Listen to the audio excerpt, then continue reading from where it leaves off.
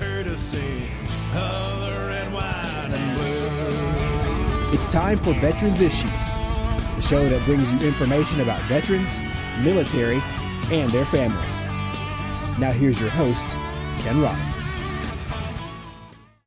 Welcome to Veterans Issues. Thank you there, Gerhard, for the intro. And we are brought to you by the Red, White, and Blue. This week, I don't have a guest like we did last week. We're going to continue on covering some veterans information in detail. Get your pen. Be right back. Welcome back to Veterans Issues. Ken Rollins. And today, I'm going to go into more details like I did last week. I got a lot of phone calls from you that people were asking me to do this more often. So to have an opportunity here with a guest moving from place to place to go ahead and do that. So I'm going to cover some things more in detail that you as a veteran, you as a family of a veteran need to know. And if you've got any questions, my information will be on the screen periodically throughout the show. And so you do like everybody else does. You give me a call if you got any questions about it. I want to go back to the questions I got about the veterans' home. Seems like people still have a lot of questions about those. If you are 70% disabled, then you don't pay anything to go in one of our veterans' homes. We've got 4 of them in the state, and they're located in Alexander City. They're located in Bay Minette, at Huntsville, and at Pell City. And the prices vary for the 3 homes, other than the one in Pell City. It's a little bit more than the others. It's like $15 in the others and $25 in the one in Pell City. However, Pell City does have a domiciliary unit where you can come and go, and then as your health declines, you can move over into the long-term facility there. So I wanted to ask you, explain that to you. Now, one of the other questions is, unlike Medicaid and that kind of thing, when someone goes into a nursing home, nobody takes your property or assets just because you're in a nursing home. It's a veterans home. So we don't like the word nursing because we're not a nursing facility. We are a veterans home. This is a retirement home, so to speak. And we try to make it as much of a home as possible. We have the techniques there to do the large 32-inch television screens where you can Skype. And even though someone can't visit you on a regular basis, maybe, you can visit them at any time, day or night, by Skyping. On the nurse can set it up. You can talk to your wife or whatever, or your husband, or whoever. We have a lot of female veterans in there, so you can do that at your choice. And the techniques of today have been implemented down there. Matter of fact, we are electronic records, that kind of things that most of your up-to-date modern facilities have. We're very proud of them. We've had the last inspections we had, we call them surveys, but because our homes are a partnership between the federal VA and the state, we are inspected by the federal, unlike your regular nursing homes. They're not inspected by federal, but we are on a partnership basis. And we have, out of 3 of the homes that they had just inspected, we got 0 findings of anything bad. 3 out of 3. 0 findings, which is amazing because there's a lot of opportunities in there. As I said, there are state and federal, and I need to let you go into this again. Somebody brought up the question about this last week. The homes are funded through a 1 meal tax that has been collected since the 40s. It's a Civil War widows tax. And that tax has been collected when you buy a house, on your property tax. And half of that tax, half of that 1 meal tax goes to the Department of Health and Human Services, and the other half goes to the Veterans Assistance Fund. And the Veterans Assistance Fund is how we pay for a company that comes in there and runs a home. At this time, the company that runs our homes, all of them, is HMR. And HMR is paid through our Veterans Assistance Fund. So we're very touchy about that. And that's why when you see me on here for so many months griping and grumbling about Governor Bentley wanting to take the Veterans Assistance Fund money to build $800 million worth of prisons, it was going to put our veterans at risk. We was putting 700 plus veterans at risk of being dumped out in the street so they could build a prison. They were going to take that Veterans Assistance Fund as collateral for a company of to get a bond out of New York to build those prisons. And that's why you see me on here talking about funds that are directed funds. Those funds are set aside for us to take care of these things. Now, we do also take care of a cemetery. And the last I checked, it costs us $350,000 a year to take care of the new veteran cemetery, the state veteran cemetery down in Spanish Fort. This is the first time we've ever had a state cemetery where we bury veterans for free, and it's located in Spanish Fort. And you say, well, I live up in Cullman, Alabama. I live in Gadsden or Piedmont or whatever, or Anniston. That's a long way.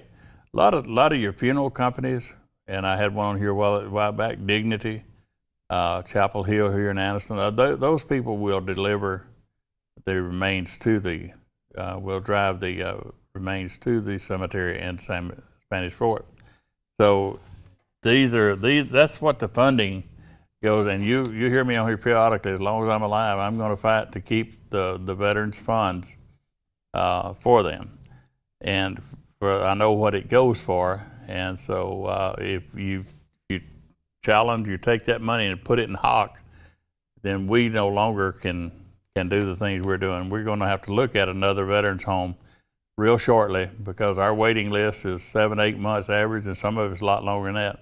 But the average waiting list is 7 to 8 months, and so we've got a lot of veterans, and we're going to be looking at the long-term health care for our Iraq and Afghanistan veterans on the out years. So we got a study underway right now to determine if we need that fifth veteran home, and if so, where do we need it, and how big does it need to be? And that's what's underway right now regarding the veterans home. If you got any other questions, but now let me go back up.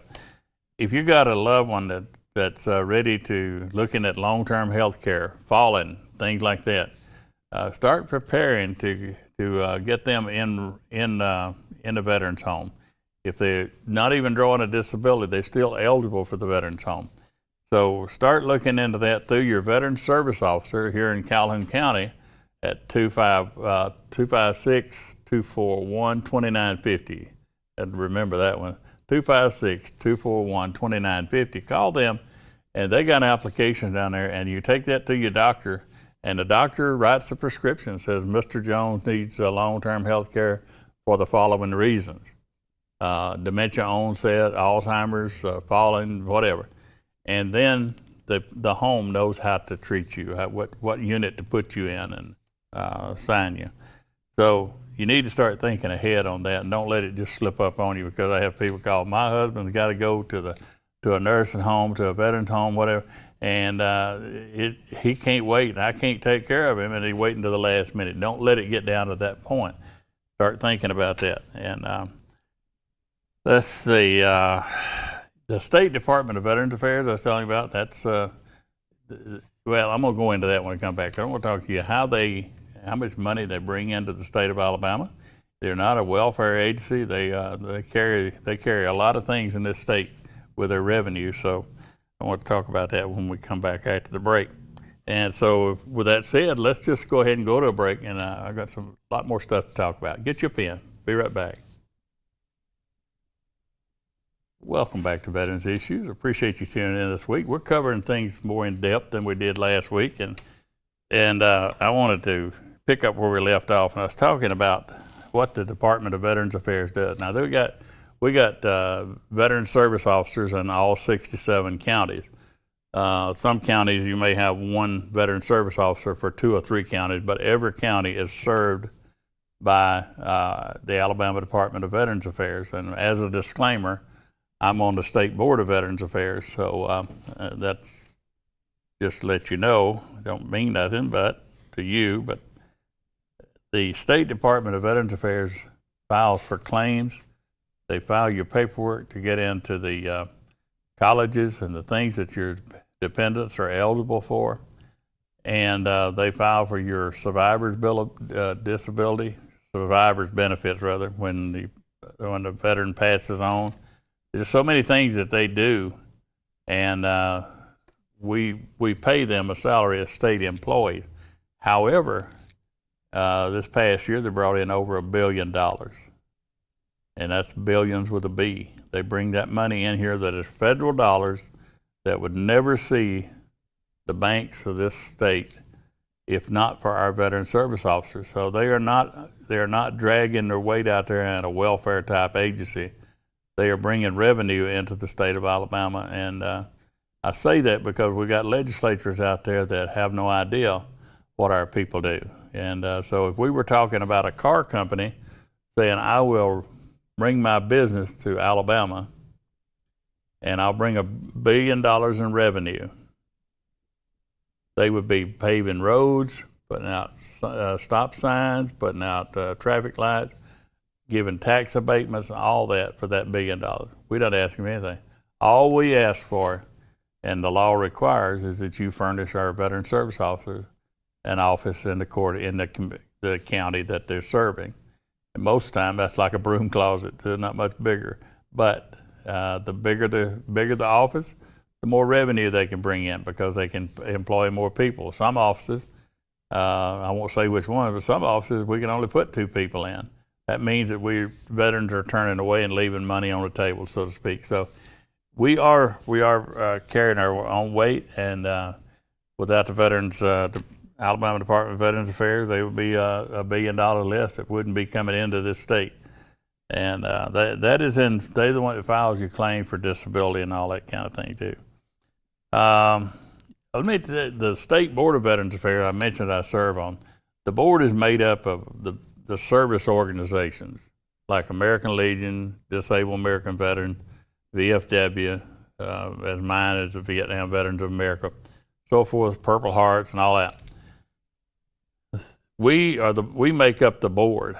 However, of the 430,000 plus veterans in the state of Alabama, only 15% of Alabama veterans join any of those organizations I just told you about.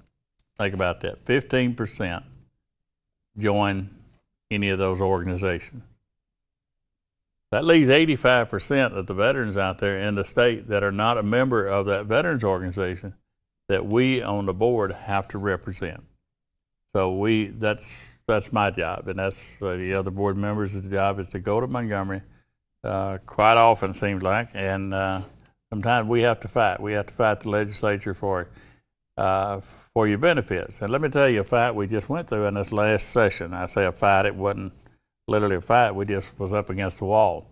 We get our funding through general fund and some of it through the Veterans Assistance Fund.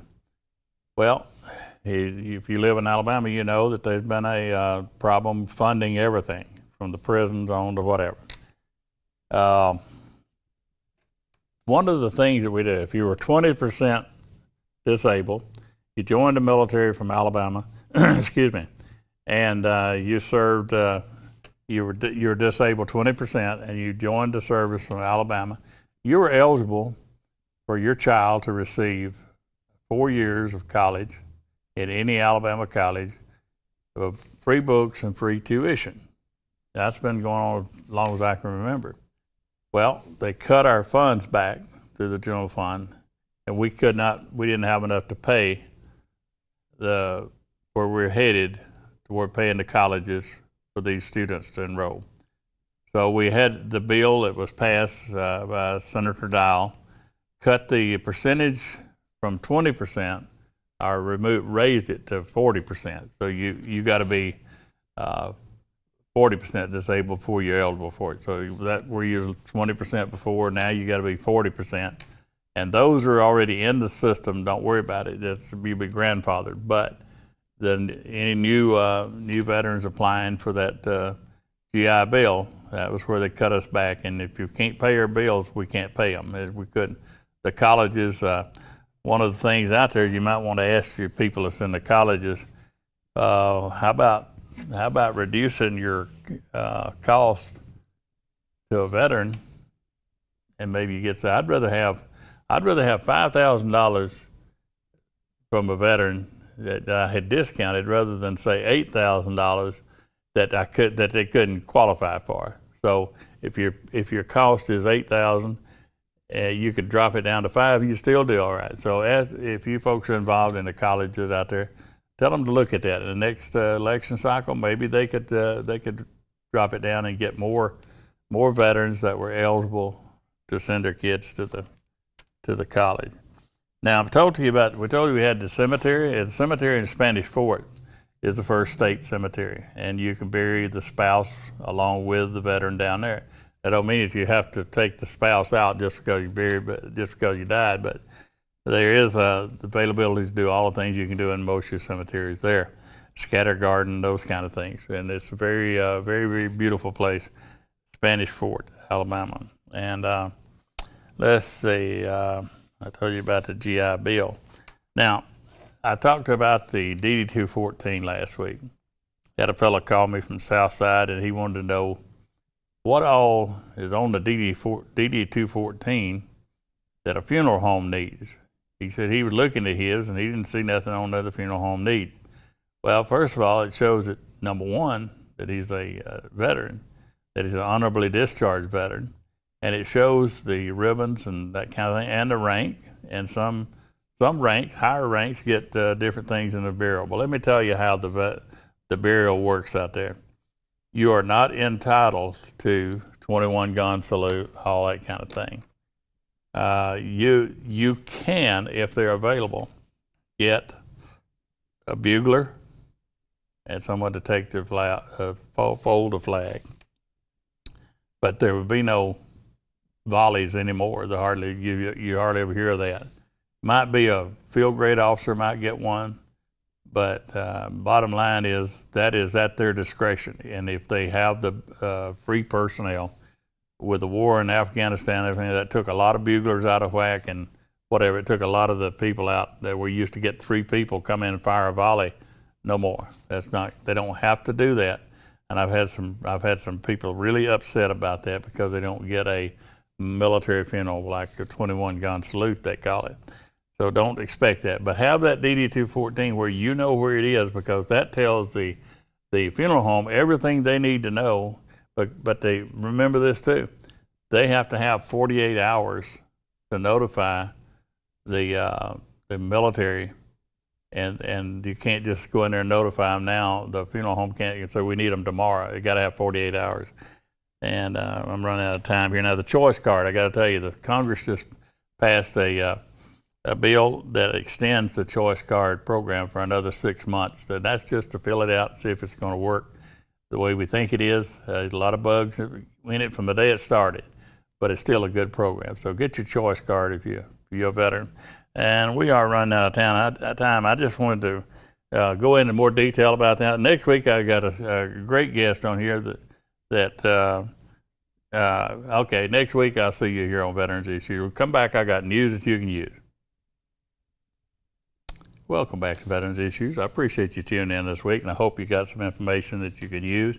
Again, if you didn't get it all, just give me a call like everybody does. I sat there at 10:30 last night talking to a fellow that very frustrated. He was looking for some legal advice, free legal advice from. If y'all out there know that anybody that helps veterans with free legal information, just give me a call, because we're way up in the night. I'm not grumbling, but I just saying I spend a lot of time on the phone with people, and I don't mind it at all. That's what I dedicated my life to doing, is advocacy for my fellow veterans. I want to give you this number. It's 855-948-2311. 855-948-2311. Now that's the number for the hotline in Washington D.C. at the White House. That's for veterans. You got anything of veterans, that's the number. And even if somebody is going to harm themselves, you feel like you're going to harm themselves for the suicide, that's not the suicide hotline, but it also could be used for that. So keep that number handy for anybody. Even if you don't have a veteran in your family, keep that number. If somebody you know may be a veteran and you want to give that number to them. It's if they're seeking information on anything to do with benefits or whatever. So, and I want to give you this website. and it's all one word, woundedwarrioralabama@gmail.com. woundedwarrioralabama@gmail.com. The phone number is 256-458-2715. You do not have to be a wounded warrior, but if you got a veteran out there that needs some help, that's the number to call. That's the website to go to. Or give me a call and I'll get you in touch with them. So we are still preparing to build the Firefighters Memorial in Centennial Park before the end of the year. And before we can get the control room a heads up to pull up a picture I got there this morning, I wanted to talk about that just a little bit.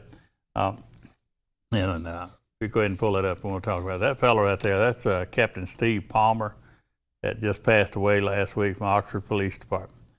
Yeah, I can't say enough about the Oxford Police Honor Guard, how great of a ceremony they gave Steve. It was awesome and this is Steve in the studio here with me and Chief Partridge a few weeks ago. And he was, you see how exciting our show is. He was a little bit bored, looked like. But as a great man and a great turnout, I appreciate everybody in Oxford and around and all the other departments. It was amazing to see the other police departments, sheriff's department, everybody there that participated in that and gave him a great honorable ceremony, so to speak. I want to remind you while we're talking about that, the law enforcement tag. If you time to get a new tag, think about the law enforcement tag. You don't have to be in law enforcement.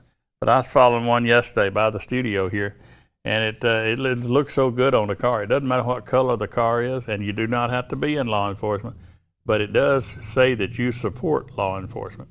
It's got a shield and a rose in it, and that's a symbol of those that have fallen in the line of duty. So think about that when you go to get your automobile tag and look at the law enforcement tag. It says a lot about who's behind the wheel of that vehicle. As I said, the choice card. Just tell the VA you need a choice card and get you one. Keep paying it forward as I always ask you to do. I did it on the way to work here today, and it feels good when you do that. Yeah, it feels a lot better for me than it did the car in front of me, I bet you. This week's salutes goes out to all those in the Oxford Police Department that did such a great job last week for Captain Palmer. Appreciate it. We'll see you next week here with a great guest, Veterans Issues.